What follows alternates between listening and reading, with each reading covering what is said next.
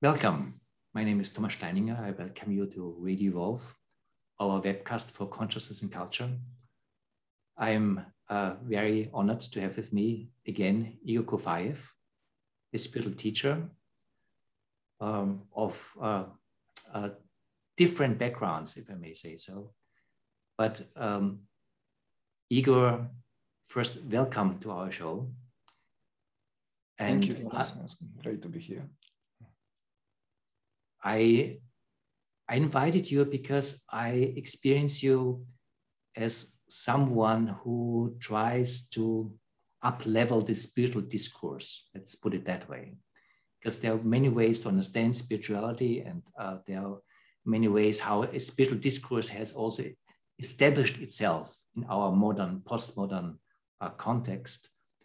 But there is also a way how we have some comfortable relationship with that.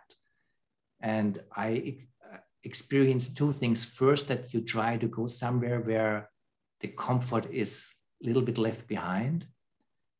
And second, there's several ways how we talk about spirituality, either the usual kind of Christian, progressive Christian ways to talk about religion and spirituality, or there are very much Buddhist oriented or Advaita oriented.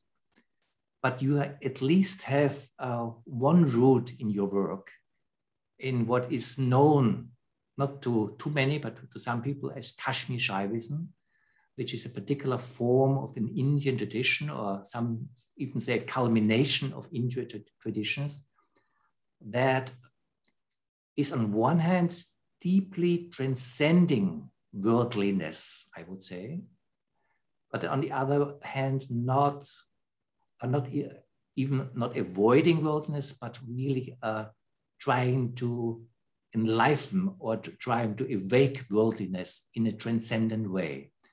And it seems that maybe in our time, in our whatever times we are living right now, but there's something where spirituality in some way tries to find back way to our world culture.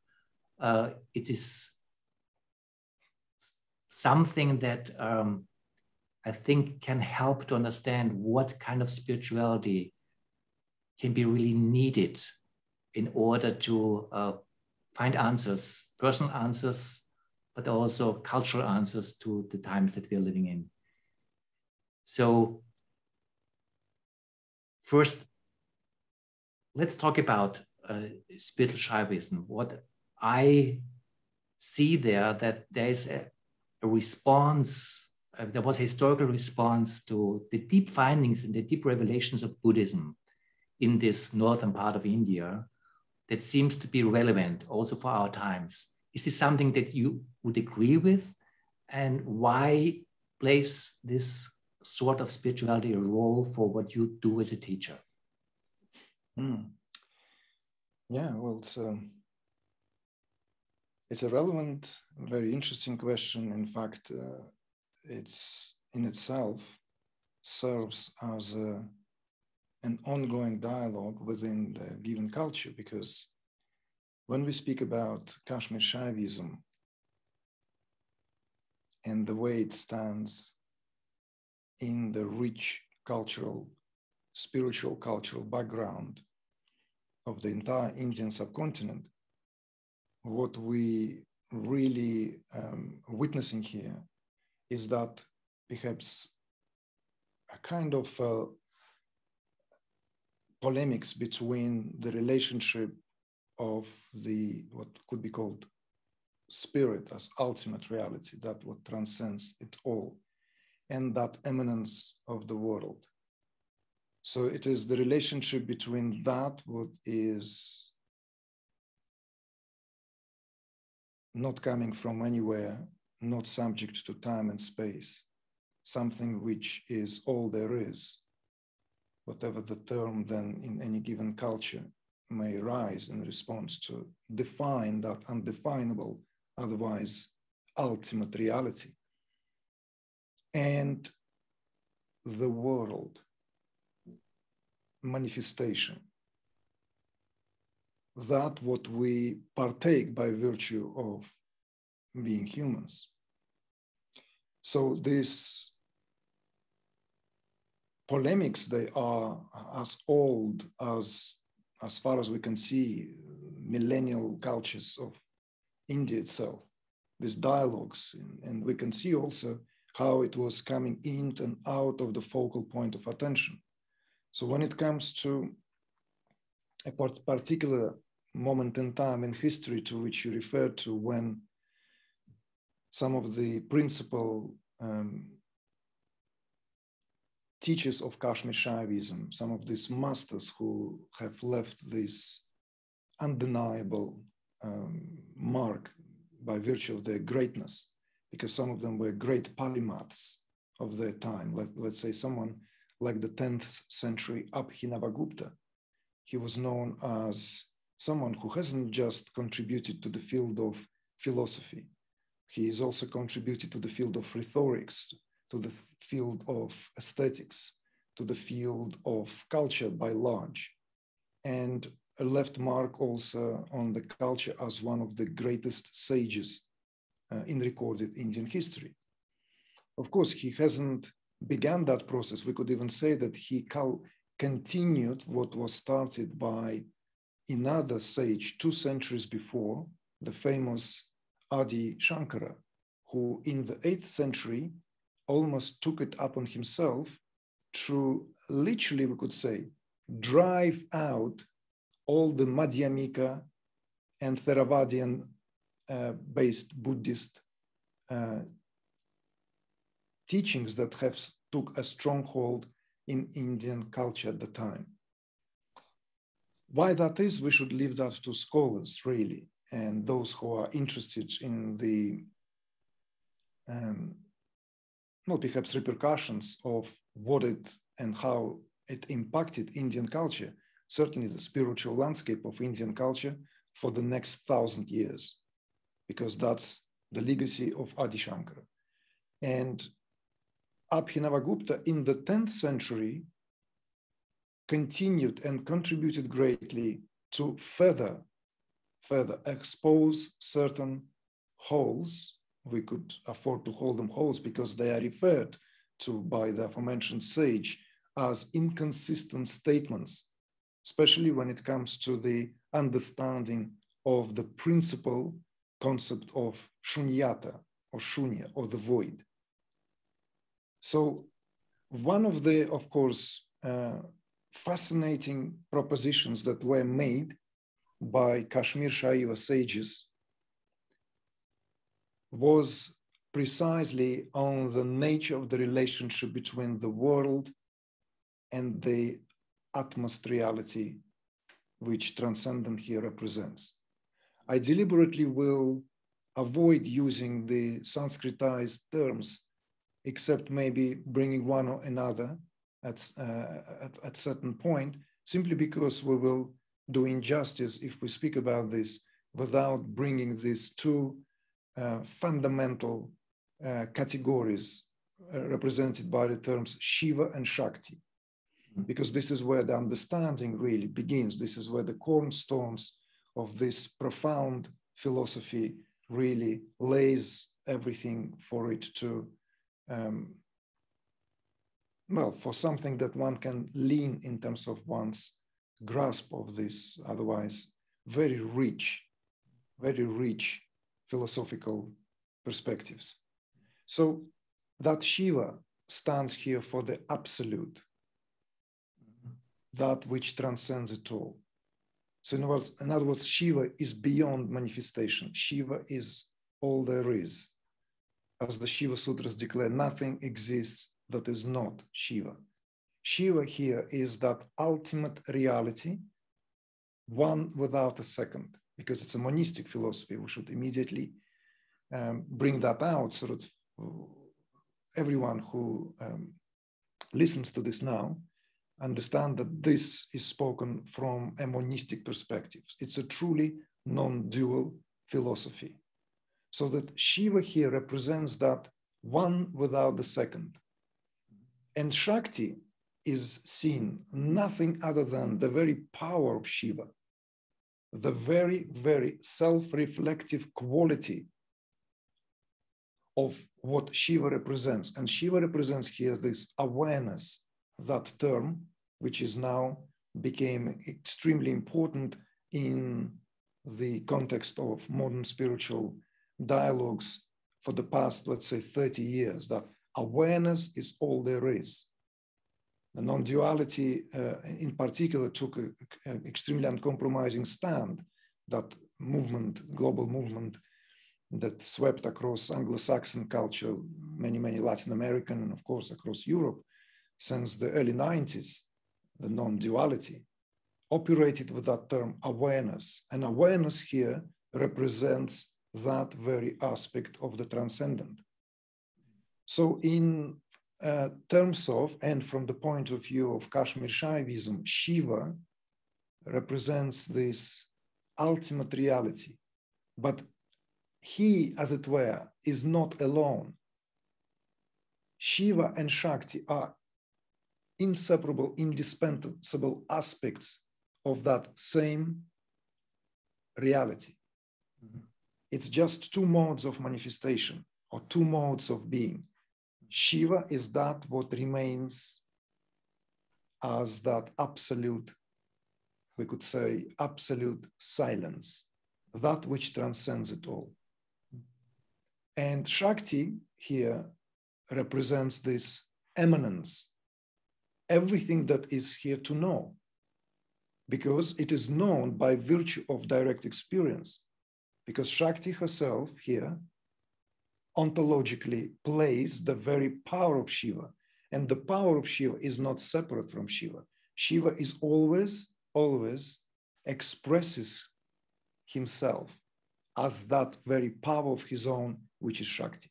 So if we introduce these two terms, that will suffice for us to talk, and we don't need to even go into any other categories.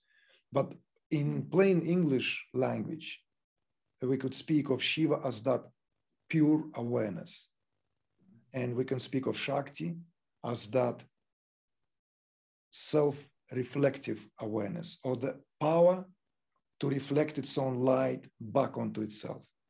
And that light that is reflected back onto itself is the very reason for manifestation in the first place. So in other words, Kashmir Shaivism takes this position that this world is not some kind of hallucination, appearance, illusion, or even something which takes as a dream within awareness, something that awareness dreams to itself, but it doesn't have substance. Contrary to that, from the point of view of Kashmir Shaivism, this very world of forms and phenomena, down to the gross elements, is nothing other than manifestation of Shiva, or manifestation of awareness. So in other words, the true statement of that monistic perspective is reinstated again and again in that, yet again, one of the axioms, one of the sutras, that even the earth, right, the grossest elements in the unfoldment of this, progressive unfoldment of the manifestation, is nothing other than awareness. I'm deliberately dropped now the term Shiva. So in other words, everything is awareness made out of awareness. All that what we may speak of today in terms of scientific implications of giving it intellectual understanding, it dismisses it all. And paradoxically, this is where the most avant-garde science meets full circle with that same monistic understanding. Because from the point of view of the most avant-garde scientific breakthroughs ushered by the age of quantum understanding of the world, there is no such thing as matter. There is no such thing as things. Nothing is made of nothing, or nothing that what we perceive here has reality of its own. It's all but emptiness. It's all but that what we speak of as awareness, if we are to give that positivistic perspective. Of course, maybe I'll just take a breath for a moment, but to go back to what you were saying, the position that Kashmir Shaivism took was extraordinary because it proposed simultaneously, as it was espousing some of these inconsistencies in the teachings present in Madhyamika and Theravada schools of Buddhism. It also brought to question the very postulates that Adi Shankara, the aforementioned polymath sage Adi Shankara, came up with, who is known as also someone who crystallized Advaita Vedanta into what we know it to this day. So that created these two streams, two philosophical streams, or two embankments, whichever way we want to look at it, of the same river of wisdom when it comes to Indian spirituality. And Kashmir Shaivism ran in parallel, but it exalts a very different perspective on the world. Not only it reconciles that irreconcilable aspect of how can this reality sit in opposition to the absolute, but it reinstates this that there is no such thing. You see, it's only awareness. Let me connect this to a conversation that I perceive is going on a global scene of modern spiritual interest in the last couple of decades, because I perceive a shift. You were talking about Advaita taking over not only the Anglo-Saxon sphere, but also definitely Europe and the developed world. And everybody knows that Buddhism, since several decades, is having a huge influence also on modern American and European culture. There was something started in the 70s that was a spiritual search that really went, let's talk it in a more image form, to India, looking for transcendence and also what you called the utmost reality and liberation. And the Advaita movement and many of the Buddhist teachings were addressing that.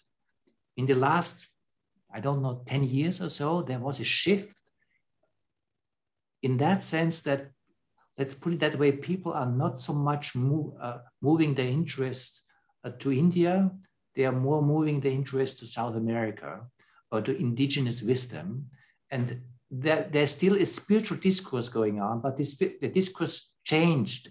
It's shamanic interest, it's the relationship to life, to nature, to spirits, to life force. And I think this is an interesting development. And at the same time, there was the argument or accusation of spiritual bypassing in the Advaita movement, that basically that yes, or maybe all very fundamental what was brought here, but people were leaving out the world we're living in and the life force. Is it right that there's something where the depth of the utmost reality that is addressed, at least in the best of Buddhist teachings, like in the best of all spiritual teachings,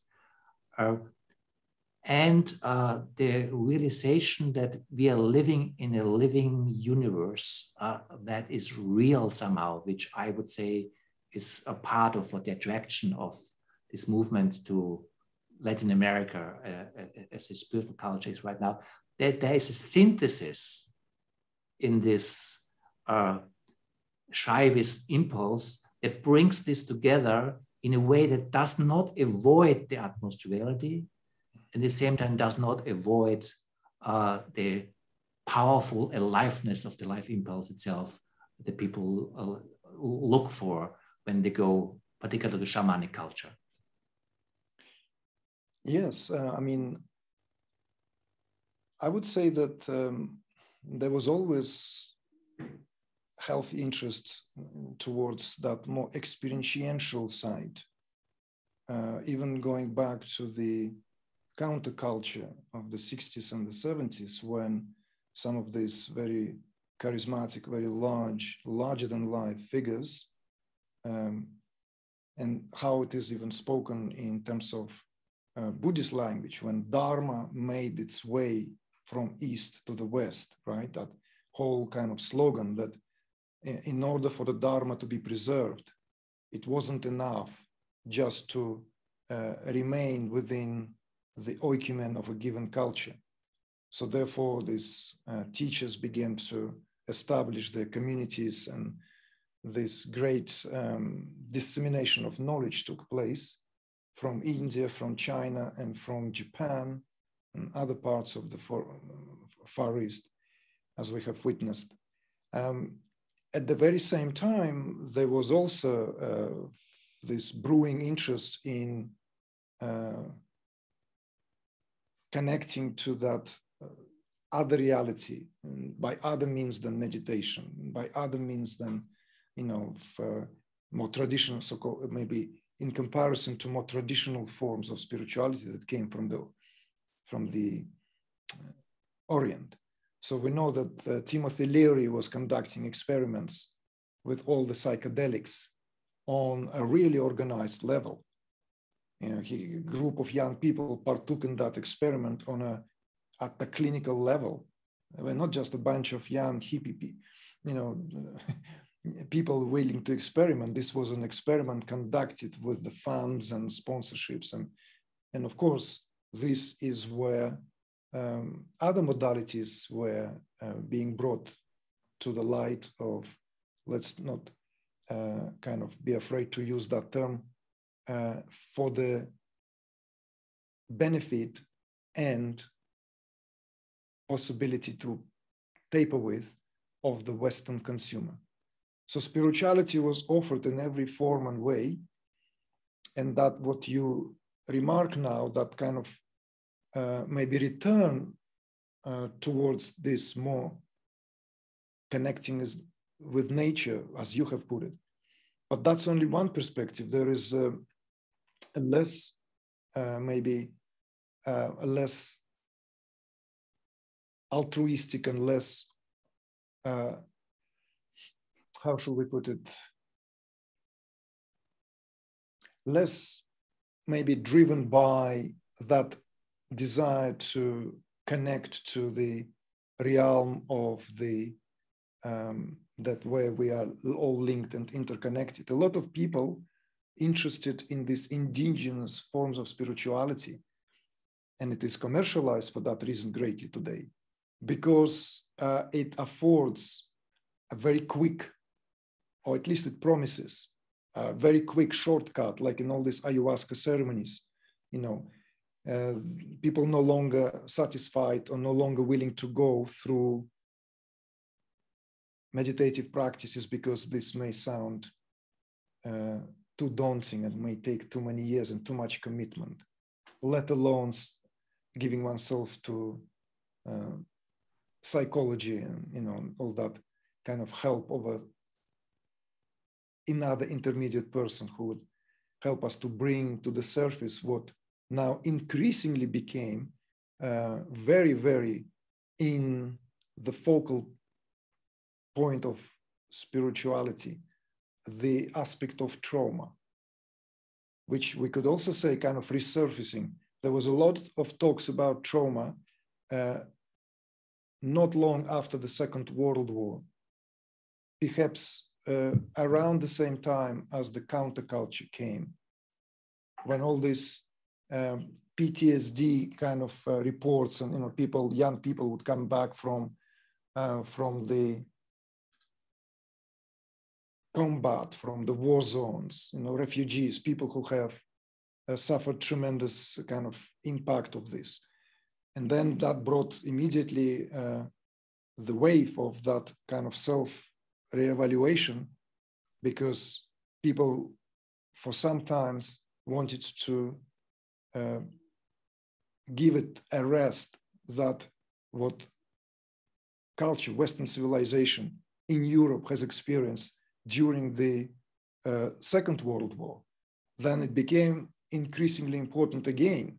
So we know that that also produced that interest towards how do we heal collective traumas. So the rise of these indigenous forms of spirituality, I think, should also be viewed in terms of what being offered there as a quick cut. At least this is my experience of working with a lot of people who at some point were very much enamored with this kind of possibilities. Just going to an ayahuasca ceremony will put an end to a lot of their personal traumas and dilemmas that they've been dealing with, which turn out to be a wishful thinking in many cases. We know that, and I talk about it a lot. I talk about it a lot in my work in terms of the limitations offered by this kind of shortcuts when it comes to spiritual breakthroughs, because anything that we introduce from the outside into this complex lab of chemical responses, of what balances all this here in that extraordinary way, because that's what this is. This is a lab of consciousness, a human being. The nervous system of a human being is very much where these processes take place, and therefore all this, what produces certain hormones into the system, is contributing from the point of view of neuroscience, either to our misery, being locked into that same cycle of chain reaction responses, which fires certain brain cortexes and issues the qualitative hormones, only to continue. Or the circuit is broken, and that's what the true breakthrough is really about. So this, what indigenous spirituality offered here, though very valid, we should not and cannot talk about it without seeing the less attractive, less glamorous side of this, because it is also driven very much by, yet again, that consumer-oriented perspectives of having these shortcuts. And as I said in my work, I always remind those who want to know, what about microdosing, that term that is prevalent in California, taking this various kind of substances, that part of it is an LSD, let's say, like all the psilocybin and other enhancing, so to speak, an activity of our nervous system substances, but in a very, very small dosages on a regular basis. Even that is nothing in comparison to what our human potential here represents when we are able to produce these hormones, produce these qualitative responses and reactions in our body, because we are embedded in it by nature. This is the way we are designed. So this is also maybe to create an arch now, why I personally was very, very, over the top, in terms of discovering the teachings of Kashmir Shaivism, because for me it was a post factum. It served as a confirmation of what I went through and what I inherently knew even as a young man throughout my life, in terms of some of the unique aspects of which maybe we can speak a little later in our today's discussion. So maybe to ask you directly, you said it confirmed something. What did it confirm? First, it confirmed the validity of all this, what I went through in terms of these innermost realizations, innermost insights. One such profound insight, which was, again, it's very difficult to give it to language, because I would have to, as it were, trim that experience down into a way of how to speak about it. But if I were to try, and I did try on several occasions to speak about it, sometimes even at the risk of being misunderstood, misinterpreted, even when in the audiences where people were not just run-of-the-mill kind of your usual sort of, but more of a, I would say, people who would have that already possibility to understand this. So this insight, or this rather experience, is that whole, what is considered to be the world, experience itself, was pouring out of my own self. The very light, not experiencing this or that spiritual, what can be spoken of in terms of rich, or what rather falls under the category of rich spiritual experiences, profound revelation of inner sounds, inner lights. No, but at some point, the very light which becomes the world was pouring out of my own self. So in other words, it wasn't witnessing the light. It's not partaking in the light, seeing light here, light there, but actually experiencing that, an utter outpouring of the light, which was outpouring from my own self. So in other words, that centrality of the I, the centrality of that pure subjectivity, of which I begin to speak more now these days. For many years, I kind of avoided to go directly into this. That pure subjectivity was realized directly. And against very often very perplexed spiritual perspectives on what that I represents here. That I, which stands here for the utmost realization of one's essence. Because in some perspective, that I meant to be dropped away. That I meant to go somewhere. So there was this still a dilemma. There was this question mark. If the I meant to go, then whom this experience happened, whom this, all that what was realized. And when I found this confirmation, very simply stated by these sages in some of the crucial expositions, which lay the very foundational grounds of the teachings of Kashmir Shaivism, it confirmed there and then. In fact, in the critical analysis of Madhyamika, it is Abhinavagupta who very simply delineated that there is nothing other than experience.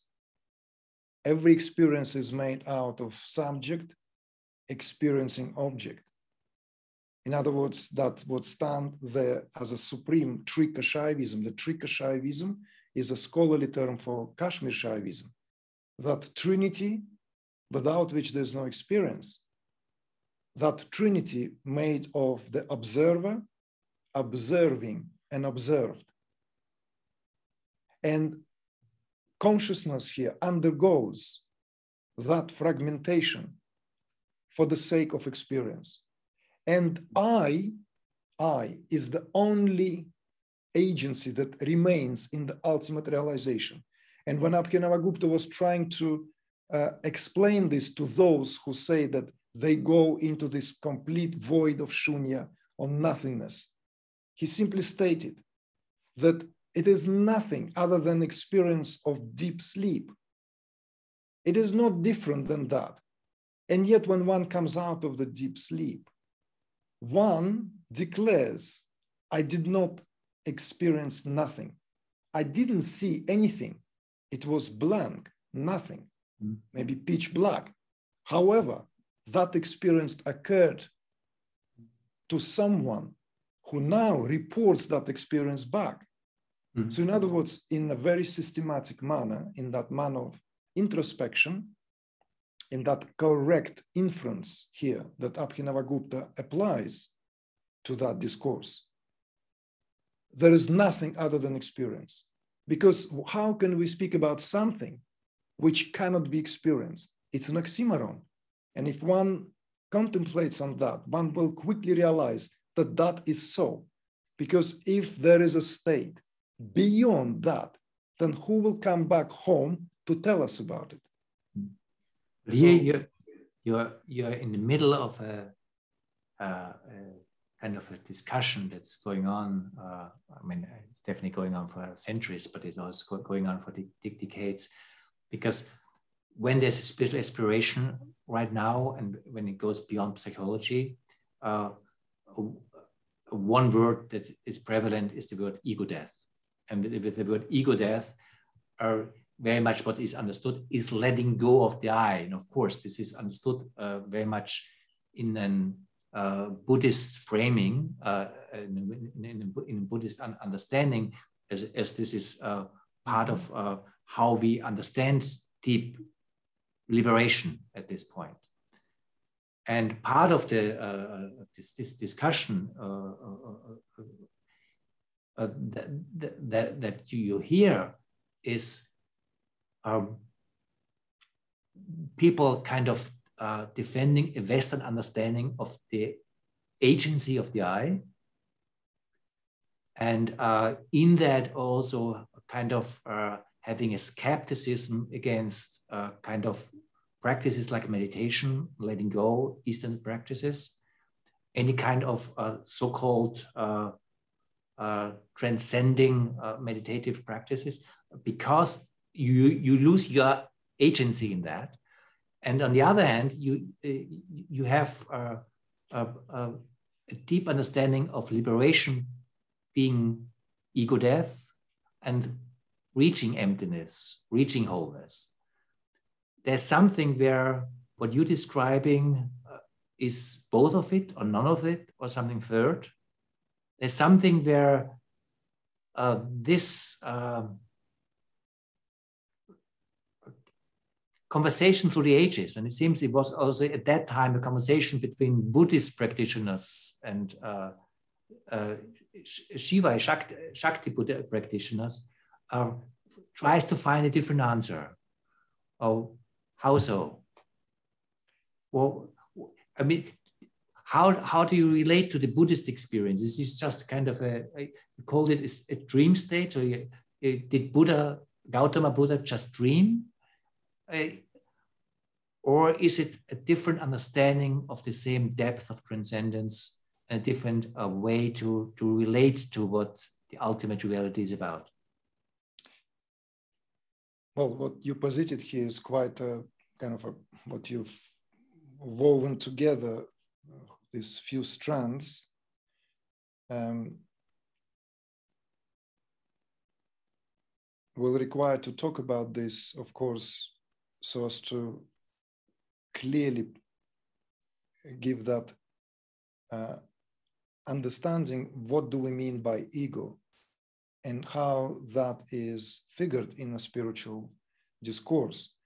I'm not sure it would be helpful in trying to posit the or give the assessment to the Buddha's teaching, because to begin with, Buddhism is extremely rich, and even from scholarly point of view, there were several different phases in the life of Buddha, which are known, where once Buddha would arrive to a certain system of thought that he would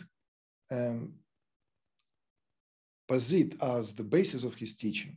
Because let's not forget, when Buddha, that canonical, very well-known classical encounter where Buddha was invited to teach, and he refused several times, that this, one cannot teach this, what the Buddhahood is about.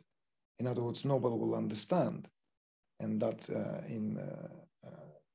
a legend goes, so that the whole mythology surrounding it goes, that there was this almost convincing him. So what if out of entire village or entire 10,000 people, only 1,000 people will understand. He said, no, 1,000 people will not understand.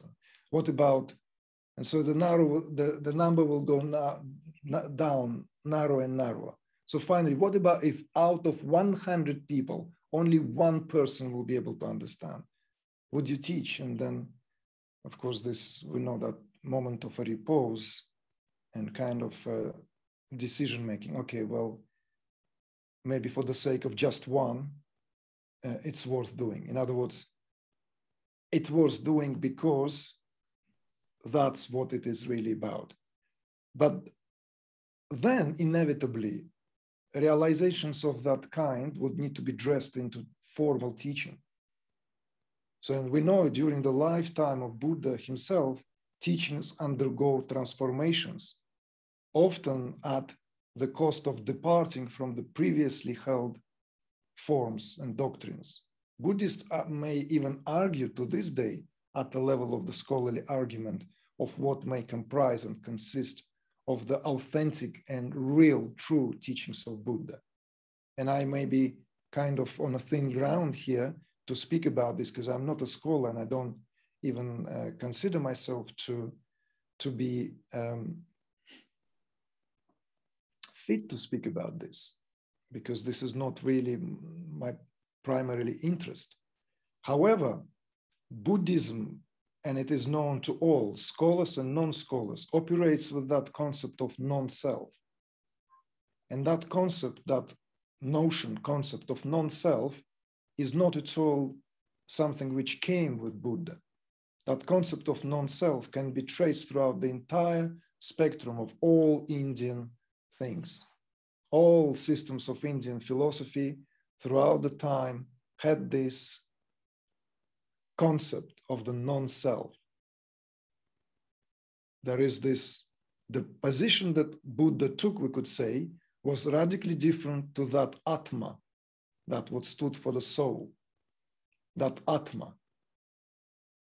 But it does not mean that he denied the teachings that existed before him. We know that Buddhist teaching was simply a response to the necessity of time to purify that field, perhaps from making the teaching exclusively in the hands of the custodians, in the hands of the Brahmin caste, to open it up. In the same way, the popularity and widespread of tantric teachings were revolutionized and changed the spiritual landscape of India back in the days, because that very same principle of democracy that Tantra propagated, that everyone is Shiva, therefore there's no such thing as being defined by caste, which is very strict when it comes to the understandings of a more orthodox branches schools of Hinduism. So therefore, going back to now what, that concept of ego stands here for, there is a term among spiritual teachers, if you will, and there's a kind of a way of how it's spoken, let's say, behind the scenes, when it's simply stated as his or her teaching doesn't go beyond the ego. What does it mean is that the teaching of so-and-so doesn't progress beyond pointing towards the ego or limitations of the ego. But ego in itself never held accountable for the calamity of ignorance. This is a gross misrepresentation of any teachings. Ego in itself is nothing other than yet another term invented to point towards something. It may be extremely helpful in certain initial phases and stages of spiritual evolution. Simply to someone who is a complete layman, there's a gathering, let's say, taking place on a veranda, and someone passes by and catches a few lines and drops the daily activity, comes to partake in that. Maybe they need to hear something about the ego simply because that may drive some truth home. But when the ego, or emphasis on the ego as a limitation, is being brought again and again, this is counterproductive, because ego is not at all what here causes this sense of separation. This is not a correct perspective.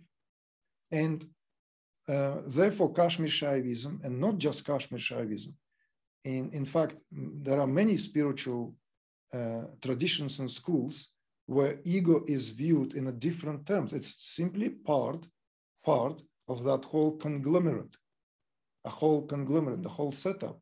Even the orthodox schools of Indian philosophy, which deal with the concept of intellect, ego, mind, and 5 senses, altogether comprises the so-called 8. They don't speak about the ego as being the scapegoat of why we find ourselves in this calamity of a life rendered on our experience and our sense of well-being being impeded by that limitation of the ego. Not at all. But in Kashmir Shaivism, it takes it to its apogee. It speaks about that in terms of that universal egoity, because it doesn't even allow the possibility of speaking about human ego as some kind of entity. Because one of the postulates of Kashmir Shaivism is rooted in the understanding that Jiva is Shiva. In other words, individual is absolute. Individual is already an absolute. So that perspective, the ego here is not a fixed reality of our perception, but it's rather a membrane of our identity. Let me reinstate it. In other words, it's not something there as an agency fixed within, that if we drop that, or if that dies somehow, then we are opened up to the marvel of that total freedom.